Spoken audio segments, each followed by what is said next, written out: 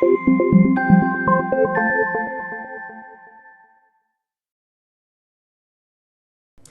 Jewish Mom. I want to start out with two things that I wanted to sort of tell you from previous pep talks. The first thing is actually a correction from last week's pep talk. Last week, I was talking about my anniversary, my wedding anniversary with my husband. I said that we had our 24th anniversary on the 24th of Adar. That was actually a slip of the tongue, and I corrected it in a caption. We've actually been married for 19 years as of this past week. But what I realized is that I realized that some people don't read the caption. They actually only listen to these pep talks. So people think I actually got married at the age of 19. It's been my 24th anniversary wedding anniversary. And no, but it's not the case. It was only my 19th wedding anniversary. The other thing I want to mention, just as like an add-on to what I was talking about being calmer as Passover approaches. So now I assume that a lot of us are moving closer and closer. It's been Rosh Chodesh has come and gone. And we're getting closer and closer to the parts of the house where we're actually going to be eating during Passover, such as like the living room, the dining room, the kitchen. And so I just wanted to give you some advice, something that I learned a long time ago from my Rabbi David Sperling. So he explained to me that if you put detergent on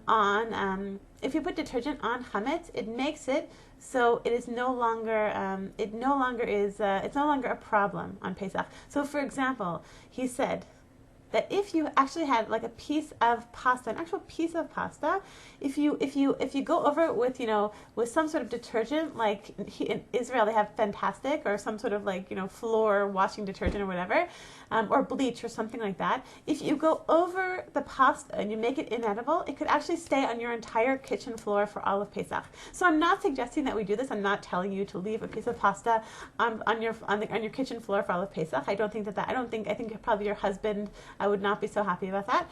But what I want to suggest to you, let's say that you're cleaning your kitchen or anywhere, like somewhere in your living room, you're cleaning out a drawer, and you find some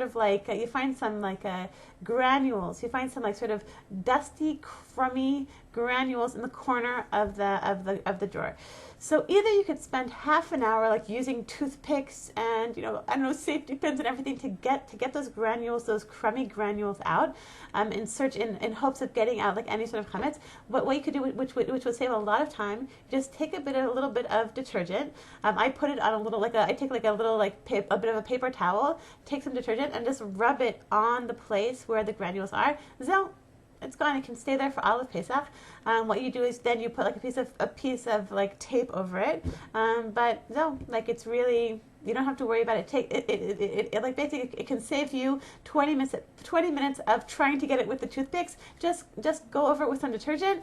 You can put some tape over it, and so you are done. It makes it much easier. Okay, so on to the topic of this week's pep talk. I want to tell you something sweet from this past Shabbat. My husband and I were walking on Shabbat morning in a place called Gan Saker, which is this beautiful park in Jerusalem. And we walking by, we saw this it was a soccer game of Ethiopian Jews.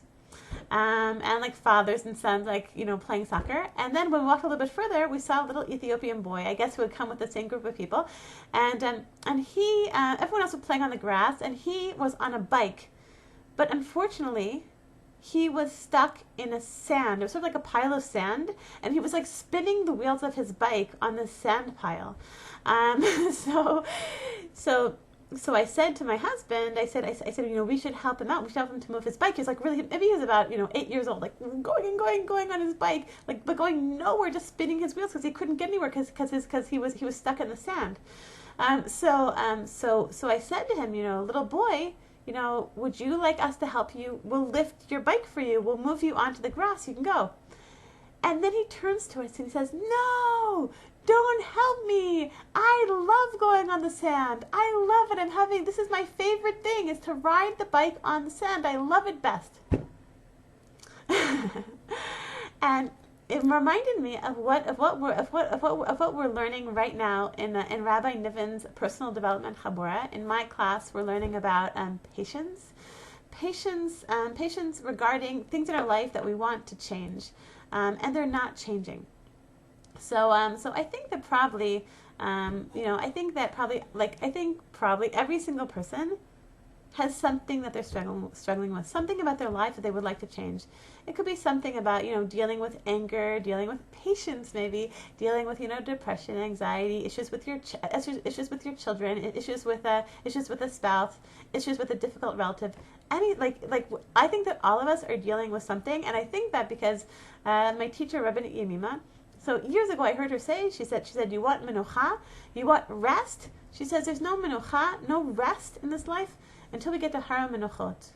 Har Menuchot is what in Hebrew we call a cemetery.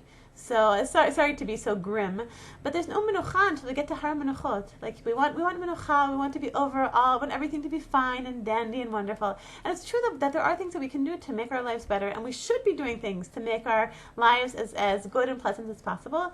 But the fact of the matter is, until we pass on from this world, there's always going to be something that we're struggling with, right? So what do you do? What do you do when there's something that you're struggling with, like an issue that you're just struggling with it from year to year to year, right? That every year you sort of, Rosh Hashanah comes around and you're or the 72 days of Chesed, which I was talking about last week, comes around again and again, and you're just dealing with the same issue, the same issue, the same issue. And so Rabbi Niven was saying, we expect to make progress. We expect that we put in the effort and that there should be progress. But why do we assume that there's going to be progress? Why do we assume that there's going to be progress? What's up to us really is just the effort. It's making this effort to change, to making an effort to improve things. And everything, the result is 100% in God's hands. The only thing which is in our hands is the effort. And Rabbi Niven gave this beautiful, beautiful metaphor, which I've been thinking about the whole week and sharing with various people. That he said that everybody has an aspect of their lives in which they are a Special Olympics athlete. So let's say the Special Olympics. So in the Special Olympics, you look at an Olympic athlete, and they're running, a 4-minute mile or whatever. The Special Olympics, I don't know how long, they're running a 20-minute mile. So it takes, so that they are so on a different level than the Olympic athlete. They're Special Olympics. They're so much slower. But still, we celebrate them and we cheer for them. We're so happy for them. Why? Because they are special. They're in the Special Olympics. They have certain aspects of how they are. It means that they are they do things more slowly. They do things differently, right? And all of us have aspects of our lives in which we are in the Special Olympics, right? I can say about myself, I'm a person who is very high functioning, and I'm good at this and I'm good at that, and I have a blog and da da da da. But I have issues in my life in which I am a Special Olympics athlete. And just from year to year to year, I'm dealing with the same issues. I know for me, when I was a kid, I was afraid about. I had issues of fear. I was fearful about this, and I had a lot of fear about various things. Then as a teenager, I was fearful about another thing. Then as a young adult, I was fearful about another thing. Now I'm 43 and I'm fearful about these things. It's fear has been something which has accompanied me through my life. And also, mind chatter, the mind chatter about da-da-da, as opposed to being present and actually experiencing what I'm living through. And I was that way as a kid, and I was that way as a young adult, and I was that way now as an older adult, So, and just and this is, and I work on it. It doesn't mean I should just give up. No, my mission in this life is to be dealing with this, is to be dealing with what is to be participating in the Special Olympics, right? I can't not participate, but it means that from year to year to year, I'm struggling with this thing, right? And I found this idea extremely comforting. That I, instead of being hard on myself and saying, and why am I not getting over it, and why am I not, and I've been working on this for years, and I've been working on this for years, I'm working on this for decades, but I'm still working on it, and it gets better, it does get better, it gets better and better and better and better and better, but I'm still struggling with it because I'm in the Special Olympics, and you are too. So I want to bless all of you Jewish moms with a lot of happy cleaning over the next 2 weeks. And I want to bless all of us that we should remember that we should try and be like that little boy on the sand pile who's just like, he's spinning his wheels just like we are, and he's enjoying himself. So we should pat ourselves on the back. In whatever aspect in your life that you are struggling with, you're struggling with, with anxiety or depression or something in your marriage or in your life, in your motherhood, or something professionally, or maybe with your weight, something that you're struggling with, and you keep on struggling and struggling and struggling, and you're not, you take a step forward and a step back, a step forward and a step back. You feel like you're spinning your wheels like the little boy. But remember, like, pat yourself on the back. You're in the Special Olympics, just like all of us. And in my book, you're getting a gold medal.